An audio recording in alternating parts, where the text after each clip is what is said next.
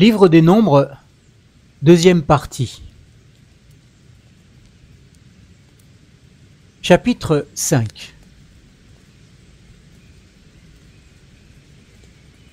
L'Éternel parla à Moïse et dit : Ordonne aux Israélites de renvoyer du camp tout lépreux, quiconque a une gonorrhée ou quiconque est impur à cause d'un mort. Homme ou femme, vous les renverrez hors du camp, afin qu'ils ne rendent pas impur le camp au milieu duquel je demeure.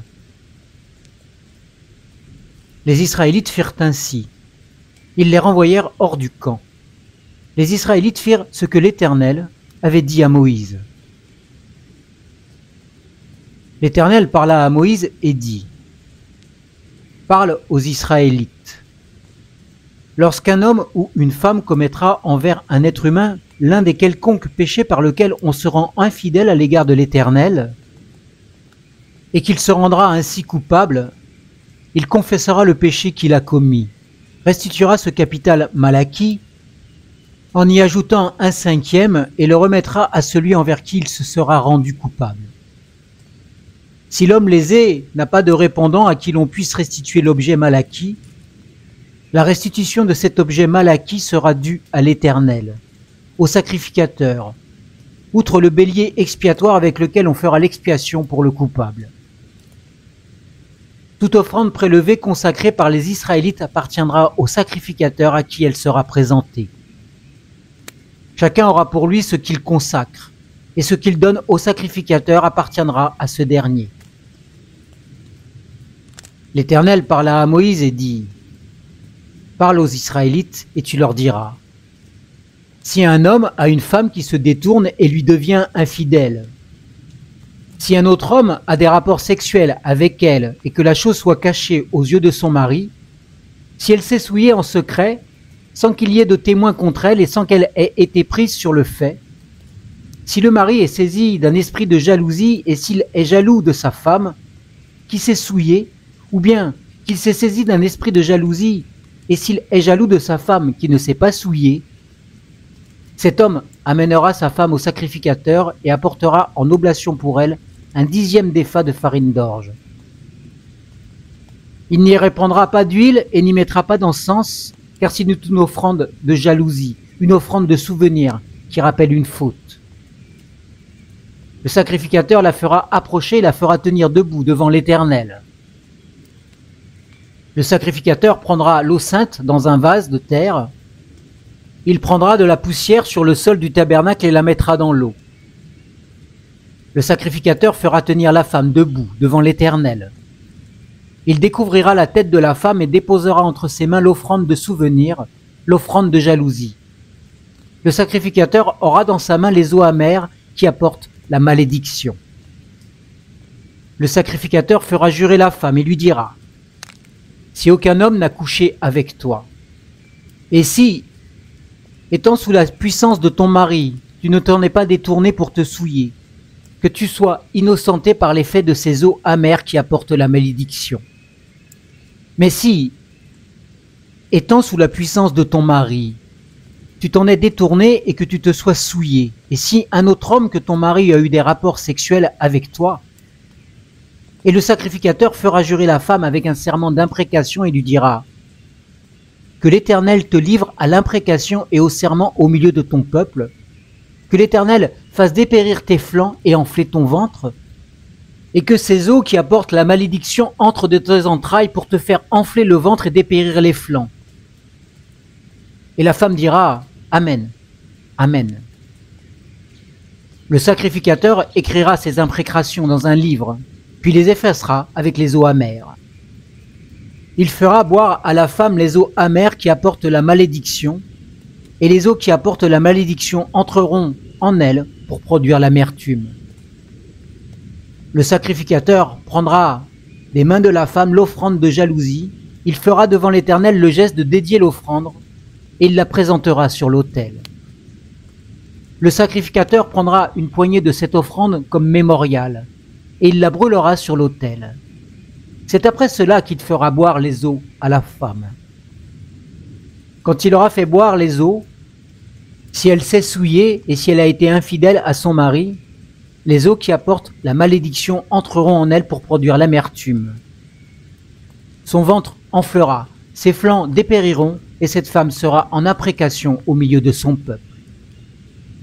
Mais si la femme ne s'est pas souillée et qu'elle soit pure, elle sera innocentée et aura une descendance.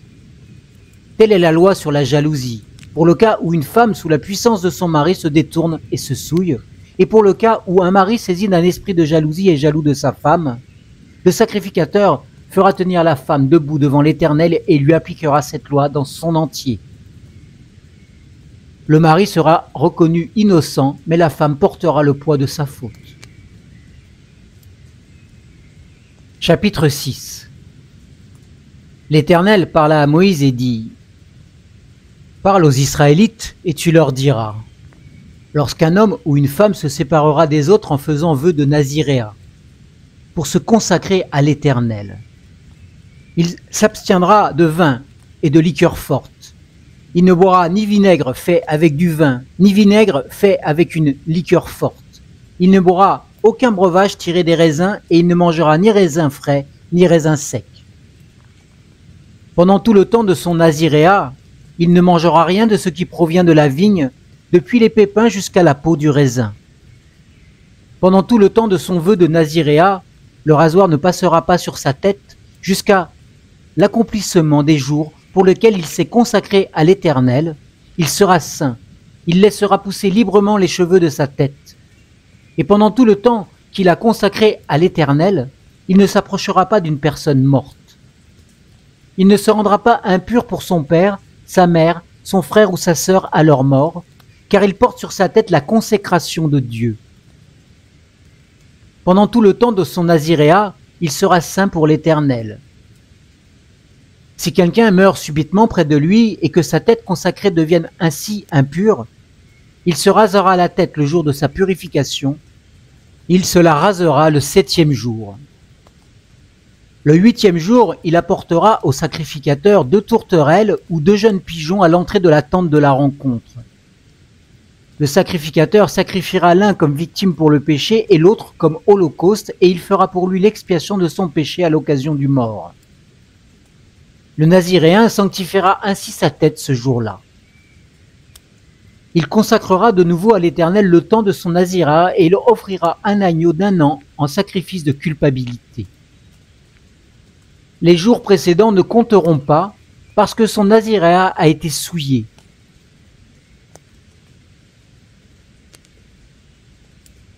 Voici la loi relative aux naziréens. Le jour où il aura accompli le temps de son naziréat, on le fera venir à l'entrée de la tente de la rencontre. Il présentera son oblation à l'Éternel.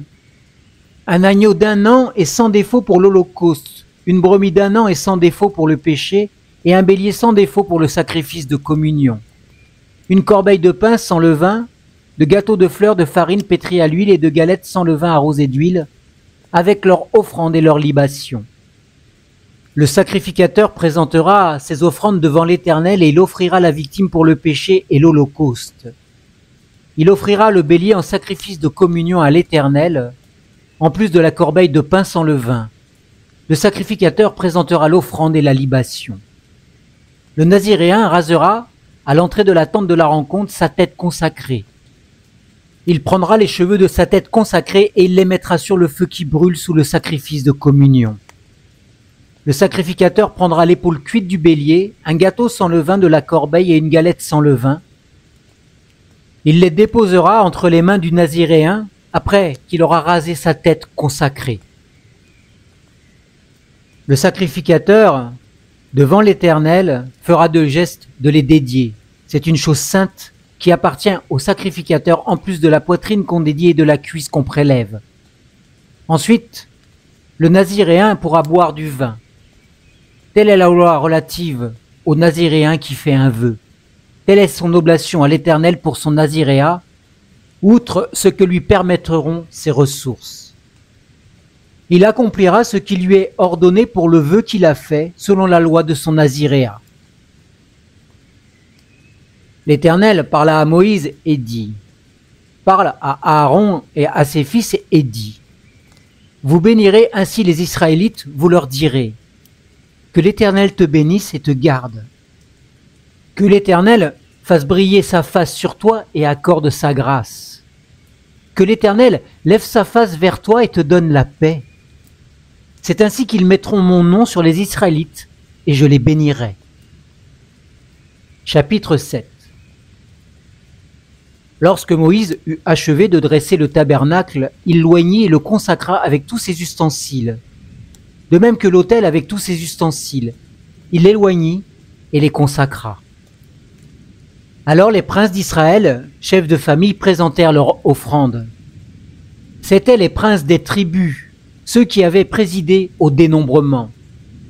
Ils amenèrent leur oblation devant l'Éternel, 6 chars en forme de litière et 12 bœufs, soit 1 char pour 2 princes et 1 bœuf pour chaque prince. Ils les offrirent devant le tabernacle. L'Éternel parla à Moïse et dit : « Prends ces dons de leur part, afin de les employer pour le service de la tente de la rencontre. Tu les donneras aux Lévites à chacun en raison de son service. » Moïse prit les chars et les bœufs et les remit aux Lévites. Il donna 2 chars et 4 bœufs aux fils de Gershon en raison de leur service. Il donna 4 chars et 8 bœufs aux fils de Merari en raison de leur service sous la conduite d'Ithamar, fils du prêtre Aaron. Mais il n'en donna point aux fils de Kehath, parce que, chargés du service des choses saintes, ils devaient les porter sur les épaules. Les princes présentèrent une oblation pour l'inauguration de l'autel le jour où on l'oignit. Les princes présentèrent leur oblation devant l'autel. L'Éternel dit à Moïse : « Les princes viendront à raison d'1 par jour présenter leur oblation pour l'inauguration de l'autel. » Celui qui présenta son oblation le premier jour fut Nachshon, fils d'Aminadab de la tribu de Juda. Son oblation, un plat d'argent du poids de 130 cycles, un calice d'argent de 70 cycles, selon le cycle du sanctuaire, tous deux pleins de fleurs de farine pétries à l'huile pour l'offrande, une coupe d'or de 10 cycles pleine de parfums, un jeune taureau, un bélier, un agneau d'1 an pour l'holocauste, un bouc comme victime pour le péché, et pour le sacrifice de communion, 2 bœufs, 5 béliers, 5 boucs, 5 agneaux d'1 an. Telle fut l'oblation de Nachshon, fils d'Aminadab. Le second jour, Nethanel, fils de Tsouar, prince d'Issachar, présenta une oblation. Il présenta son oblation, un plat d'argent du poids de 130 cycles, un calice d'argent de 70 cycles selon le cycle du sanctuaire, tous deux pleins de fleurs de farine pétries à l'huile pour l'offrande, une coupe d'or de 10 cycles pleine de parfums, un jeune taureau, un bélier, un agneau d'1 an pour l'holocauste, un bouc comme victime pour le péché, et pour le sacrifice de communion 2 bœufs, 5 béliers, 5 boucs, 5 agneaux d'1 an. Telle fut l'oblation de Nethanel, fils de Tsouar. Le 3e jour, ce fut le prince des fils de Zabulon, Eliab, fils de Hélon. Son oblation, un plat d'argent du poids de 130 cycles, un calice d'argent de 70 cycles selon le cycle du sanctuaire, tous deux pleins de fleurs de farine pétries à l'huile pour l'offrande, une coupe d'or de 10 cycles pleine de parfums, un jeune taureau, un bélier, un agneau d'1 an pour l'holocauste, un bouc comme victime pour le péché, et pour le sacrifice de communion, 2 bœufs, 5 béliers, 5 boucs, 5 agneaux d'1 an. Telle fut l'oblation d'Eliab, fils d'Hélon. Le 4e jour, ce fut le prince des fils de Ruben, Élitsour, fils de Chédéour. Son oblation, un plat d'argent du poids de 130 cycles, un calice d'argent de 70 cycles selon le cycle du sanctuaire, tous deux pleins de fleurs de farine pétries à l'huile pour l'offrande, une coupe d'or de 10 cycles pleine de parfums, un jeune taureau, un bélier, un agneau d'1 an pour l'holocauste, un bouc comme victime pour le péché, et pour le sacrifice de communion, 2 bœufs, 5 béliers, 5 boucs, 5 agneaux d'1 an. Telle fut l'oblation d'Élitsour, fils de Chédéour. Le 5e jour, ce fut le prince des fils de Siméon, Shelumiel, fils de Tsurishaddaï. Son oblation, un plat d'argent du poids de 130 cycles, un calice d'argent de 70 cycles, selon le cycle du sanctuaire, tous deux pleins de fleurs de farine pétries à l'huile pour l'offrande, une coupe d'or de 10 cycles pleine de parfums, un jeune taureau, un bélier, un agneau d'1 an pour l'holocauste, un bouc comme victime pour le péché, et pour le sacrifice de communion, 2 bœufs, 5 béliers, 5 boucs, 5 agneaux d'1 an. Telle fut l'oblation de Shelumiel, fils de Tsuritshadai. Le 6e jour, ce fut le prince de Gad, Eliasaph, fils de Déuel. Son oblation, un plat d'argent du poids de 130 cycles, un calice d'argent de 70 cycles, selon le cycle du sanctuaire, tous deux pleins de fleurs de farine pétries à l'huile pour l'offrande, une coupe d'or de 10 cycles pleine de parfums, un jeune taureau, un bélier, un agneau d'1 an pour l'holocauste, un bouc comme victime pour le péché, et pour le sacrifice de communion, 2 bœufs, 5 béliers, 5 boucs, 5 agneaux d'1 an. Telle fut l'oblation d'Eliasaph, fils de Déuel. Le 7e jour, ce fut le prince des fils d'Éphraïm, Élishama, fils d'Amioud. Son oblation, un plat d'argent du poids de 130 cycles, un calice d'argent de 70 cycles, selon le cycle du sanctuaire, tous deux pleins de fleurs de farine pétries à l'huile pour l'offrande, une coupe d'or de 10 cycles pleine de parfums, un jeune taureau, un bélier, un agneau d'1 an pour l'holocauste, un bouc comme victime pour le péché, et pour le sacrifice de communion, 2 bœufs, 5 béliers, 5 boucs, 5 agneaux d'1 an. Telle fut l'oblation d'Élishama, fils d'Amioud. Le 8e jour, ce fut le prince des fils de Manassé, Gamiel, fils de Pédatsour. Son oblation, un plat d'argent du poids de 130 cycles, un calice d'argent de 70 cycles, selon le cycle du sanctuaire. Tous deux pleins de fleurs de farine pétries à l'huile pour l'offrande. Une coupe d'or de 10 cycles pleine de parfums, un jeune taureau, un bélier, un agneau d'1 an pour l'holocauste, un bouc comme victime pour le péché, et pour le sacrifice de communion, 2 bœufs, 5 béliers, 5 boucs, 5 agneaux d'1 an. Telle fut l'oblation de Gamiel, fils de Pédatsour. Le 9e jour, ce fut le prince des fils de Benjamin, Abidan, fils de Gédéoni. Son oblation, un plat d'argent du poids de 130 cycles, un calice d'argent de 70 cycles, selon le cycle du sanctuaire. Tous deux pleins de fleurs de farine pétries à l'huile pour l'offrande. Une coupe d'or de 10 cycles pleine de parfums. Un jeune taureau, un bélier, un agneau d'1 an pour l'holocauste. Un bouc comme victime pour le péché. Et pour le sacrifice de communion, 2 bœufs, 5 béliers, 5 boucs, 5 agneaux d'1 an. Telle fut l'oblation d'Abidan, fils de Gédéoni. Le 10e jour, ce fut le prince des fils de Dan, Aïézer, fils d'Amishadai. Son oblation, un plat d'argent du poids de 130 cycles, un calice d'argent de 70 cycles, selon le cycle du sanctuaire. Tous deux pleins de fleurs de farine pétries à l'huile pour l'offrande. Une coupe d'or de 10 cycles pleine de parfums. Un jeune taureau, un bélier, un agneau d'1 an pour l'holocauste. Un bouc comme victime pour le péché. Et pour le sacrifice de communion, 2 bœufs, 5 béliers, 5 boucs, 5 agneaux d'1 an. Telle fut l'oblation d'Aïézer, fils d'Amishadai. Le 11e jour, ce fut le prince des fils d'Azer, Pagiel, fils d'Ocran.